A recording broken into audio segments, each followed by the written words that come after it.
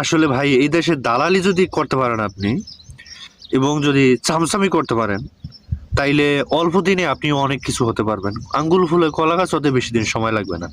এই যে বিবি নুরুল হক নূর, কিন্তু সে বিএনপির দালালি করতে গিয়ে তিনি বিএনপি থেকে নমিনেশন পেলেন, এমপি হলেন, এখন তিনি মন্ত্রীও হয়ে গেলেন।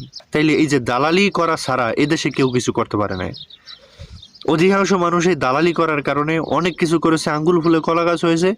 বিবি নূর তার একটা উজ্জ্বল দৃষ্টান্ত স্থাপন করে গেলেন এবং তিনি যে পোল্টিবাজ সেটারও তিনি প্রমাণ করে দিলেন। এক এক সময় এক এক কথা বলছেন, এই বিএনপি সেই বিএনপি না, এই বিএনপি চাঁদাবাজ, এই বিএনপি দ্বারা দেশ সুস্থ থাকবে না, আবার এই বিএনপি ছাড়া অন্য কেউ ক্ষমতায় গেলে দেশ ভালো মতো চালাতে পারবে না, এই বিএনপি একমাত্র দেশ পরিচালনা করার সর্বশ্রেষ্ঠ দল। ওরে বাবার বাবা, মনে করেন যে যেই সময় যেই দিকে বাতাস সে সেই দিকে কিন্তু পাল উড়িয়ে তারপরে দৌড়ায়।